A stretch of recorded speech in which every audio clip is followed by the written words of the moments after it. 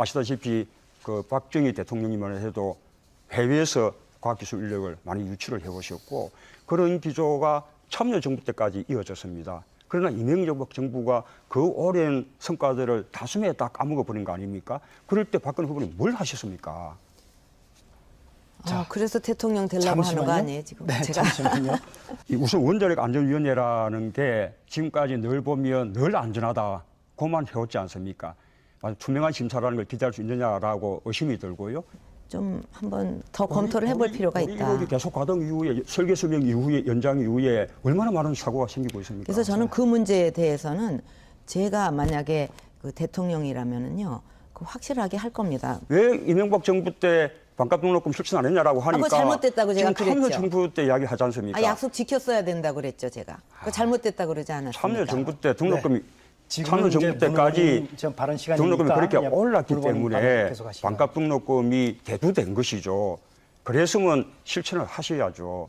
그래서 제가 5년 대통령이었으면 내내 진작 했어요. 그러니까 제가 이번에 네. 대통령으로 되면 할 겁니다.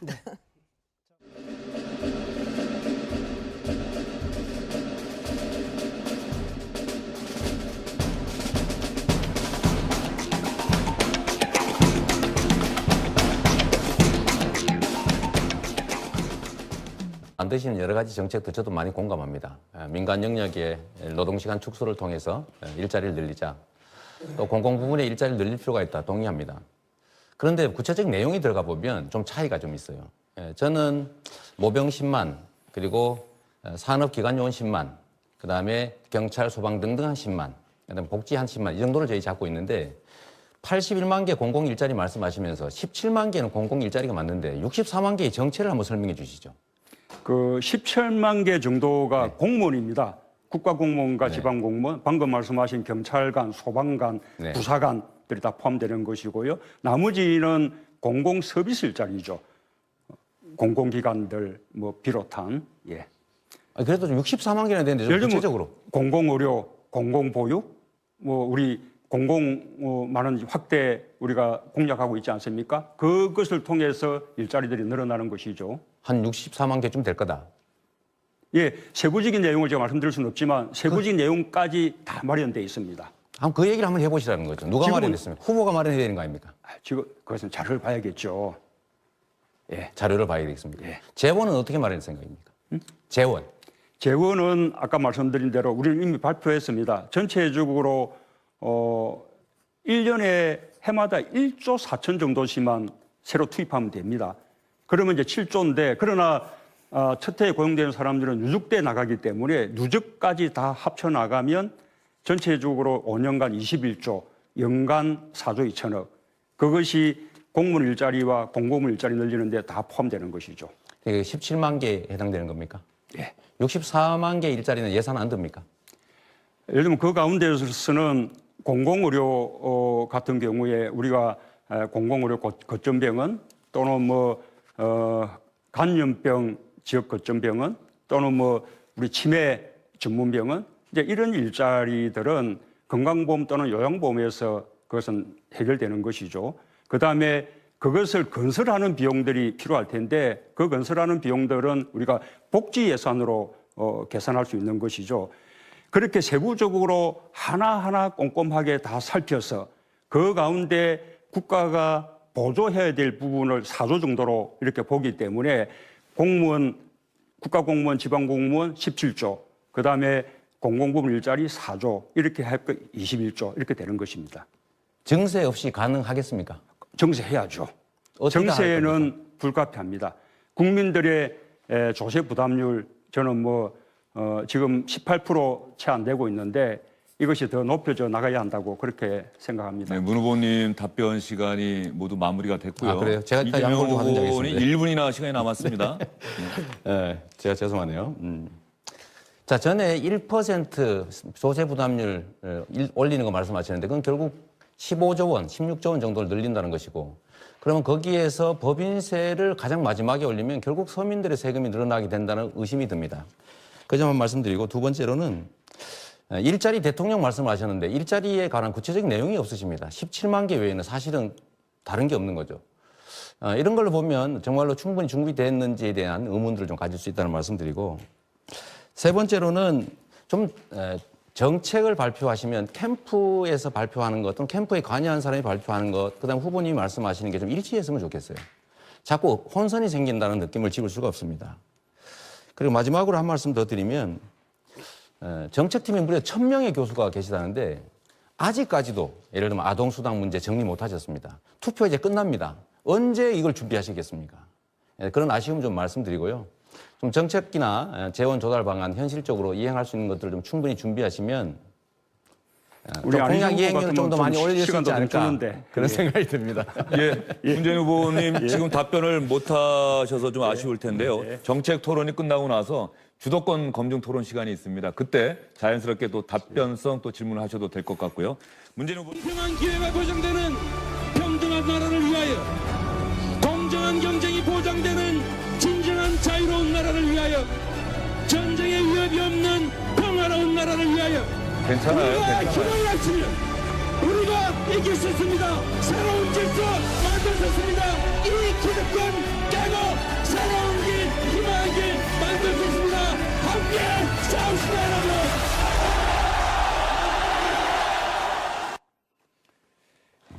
이재명 후보님 준비되셨으면 시작해 주시죠. 저는 오늘 기본소득에 대해서 몇 가지 설명을 드리려고 합니다. 그 전에 저희가 대통령이 될 경우에 첫 번째 국무회에서 할 일을 몇 가지 정했습니다. 참고로 한번 지켜봐 주십시오. 첫날 바로 시행할 정책들입니다. 공정경제, 공정사회 확립. 자, 이 기본소득을 먼저 설명을 드리면, 개요는 전 국민에게 연 30만 원씩을, 그리고 사회적 약자 취약계층에게 2,800만 명, 연 100만 원씩 지급하는 그런 내용이 되겠습니다.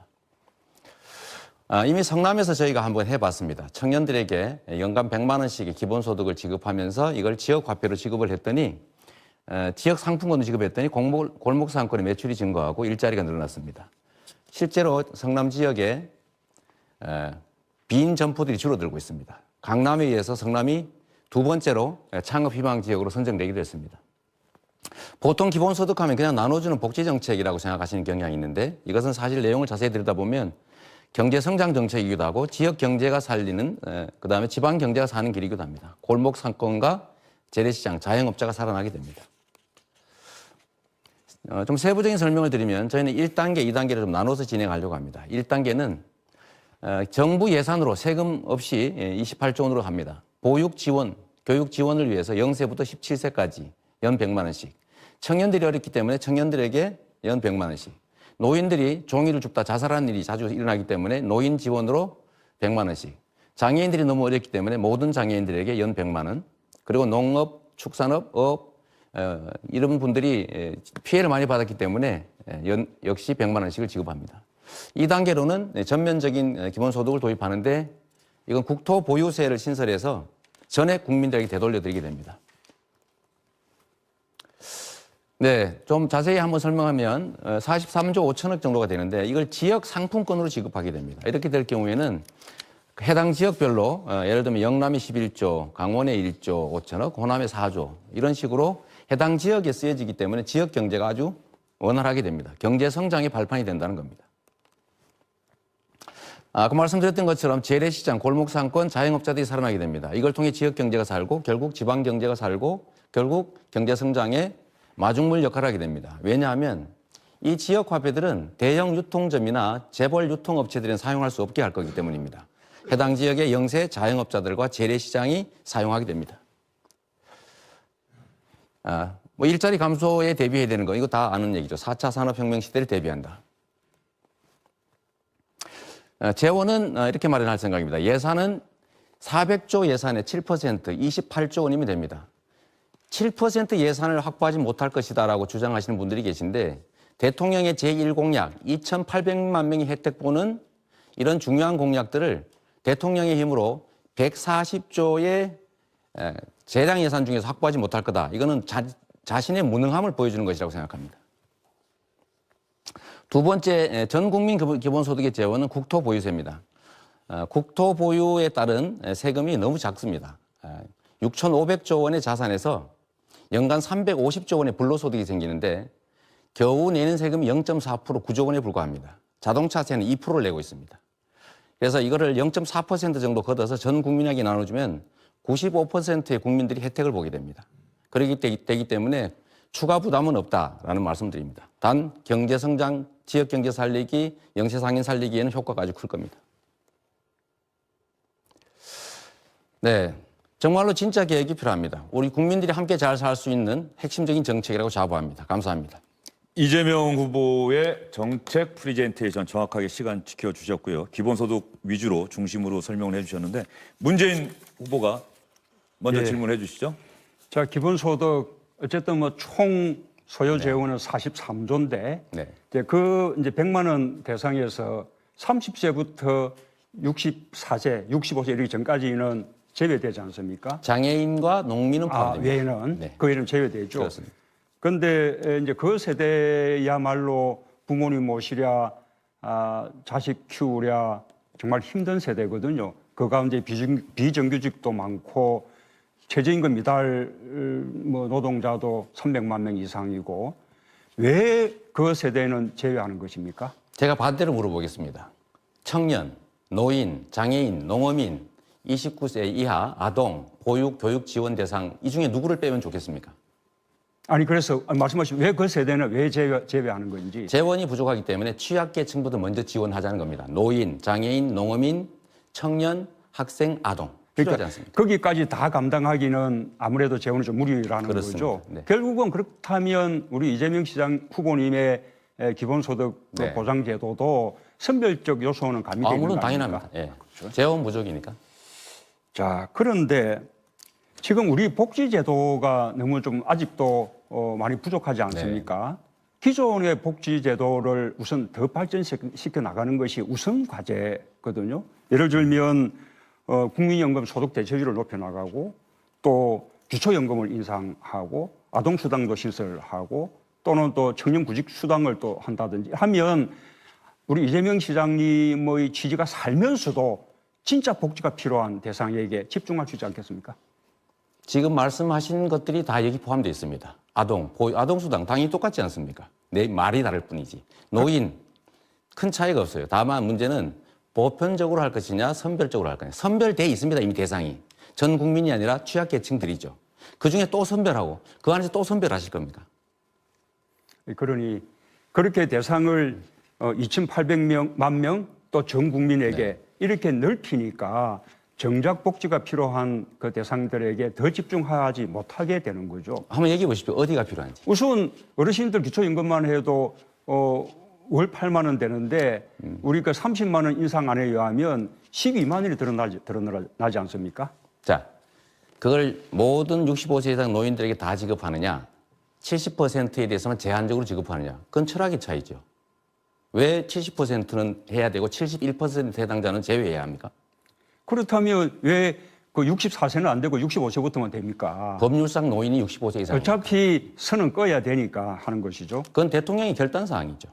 지금 정책을 노인 기초연금을 올려줄 것이냐 70%에 대해서만 65세 이상 전원에게 지급해서 모든 국민들이 세금을 내니까 나도 혜택이 있구나 해서 복지 확장에 대해서 저항감이 낮아지는 게 좋습니까? 청년들도 29세 이하에 대해서는 일률적인데 예를 들면 구직 활동을 촉진하기 위해서 청년 구직 활동 수당으로 월 30만 원 이렇게 더 지급하면 일자리 늘리기에 도움되지 않겠습니까? 기존에 하고 있던 정책은 저희가 훼손하지 않고 이 정책을 추가로 하겠다는 겁니다. 이미 하고 있지 않습니까? 예, 저는 질문 시간이 끝나버렸습니다. 제가 마저 말씀드리면 우리 문재인 후보님께서는 선별적 복지를 계속 주장을 하십니다. 어딘가 선을 그어야 된다. 왜 그어야 됩니까? 이미 부자들은 더 많은 세금을 냈습니다. 세금을 거둘 때 이미 차등적인 대우를 받았습니다. 지출할 때 또 이중에 차등을 해야 된다는 법은 없습니다. 그건 하나의 도구마죠. 이렇게 공평하게 나눠주고 만약에 그게 또 다른 차등을 만들어낸다면 세금을 거둘 때 더 거두면 됩니다. 실제로 선별하는 비용이 훨씬 많이 듭니다. 제가 성남에서 10,000명의 청년 중에서 정말 고소득자를 골라내려고 시스템을 설치하고 인력을 배치하려니까 한 명 골라내면 100만 원 남는데 최소한 30명을 골라내야 한 명의 인건비가 보존이 됩니다. 왜 그런 걸 해야 됩니까? 굳이 차별할 필요가 없는 것이죠. 우리가 기본소득의 시대로 가야 된다라는 말씀을 드리고 싶네요. 예.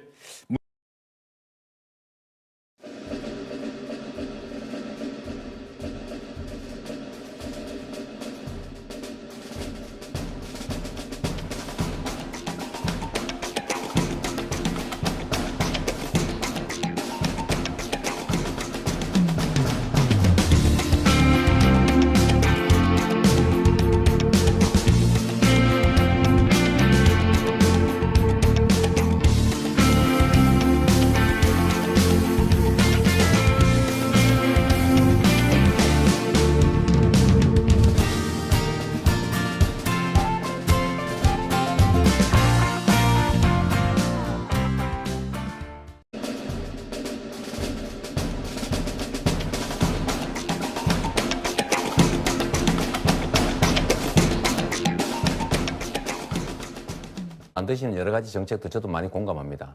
민간 영역의 노동시간 축소를 통해서 일자리를 늘리자. 또 공공부문의 일자리를 늘릴 필요가 있다. 동의합니다. 그런데 구체적 내용이 들어가 보면 좀 차이가 좀 있어요. 저는 모병 10만, 그리고 산업기관요원 10만, 그다음에 경찰, 소방 등등 한 10만, 그다음에 복지 한 10만, 이 정도를 저희 잡고 있는데 81만 개 공공 일자리 말씀하시면서 17만 개는 공공 일자리가 맞는데 64만 개의 정체를 한번 설명해 주시죠. 그 17만 개 정도가 네. 공무원입니다. 국가공무원과 네. 지방공무원, 방금 말씀하신 경찰관, 소방관, 네. 부사관들이 다 포함되는 것이고요. 나머지는 공공 서비스 일자리죠. 공공기관들 뭐 비롯한 예. 그래도 좀 64만 개나 되는데 좀 예를 들면 구체적으로. 공공의료, 공공보육, 뭐 우리 공공 많은 확대 우리가 공략하고 있지 않습니까? 그것을 통해서 일자리들이 늘어나는 것이죠. 한 64만 개쯤 될 거다. 예, 세부적인 내용을 제가 말씀드릴 수는 없지만 세부적인 내용까지 다 마련되어 있습니다. 한번 그 얘기를 한번 해보시라는 거죠. 누가 지금은- 마련했습니까? 후보가 마련해야 되는 거 아닙니까? 지금 그것은 자료를 봐야겠죠. 예. 자료를 봐야 되겠습니다. 예. 재원은 어떻게 마련할 생각입니까?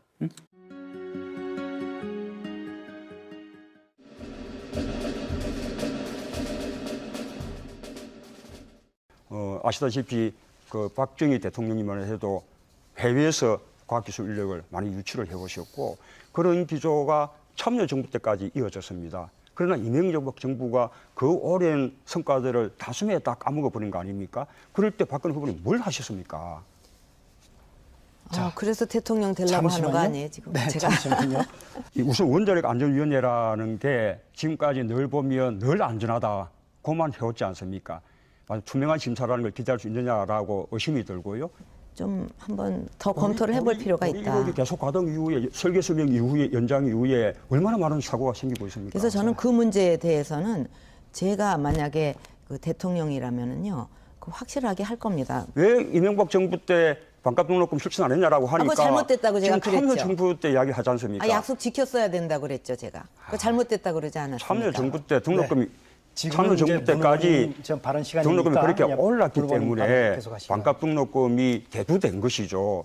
그랬으면 실천을 하셔야죠. 그래서 제가 5년 대통령이었으면 내내- 진작 했어요. 그러니까 제가 이번에 네. 대통령으로 되면 할 겁니다.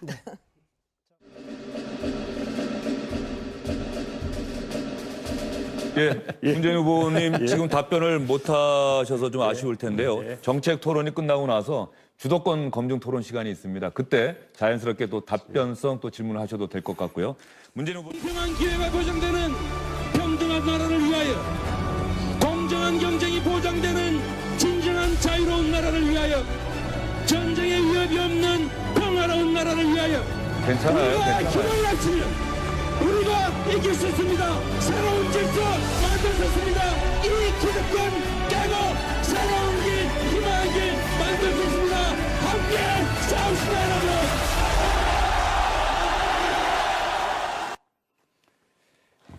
이재명 후보님 네. 준비되셨으면 시작해 주시죠.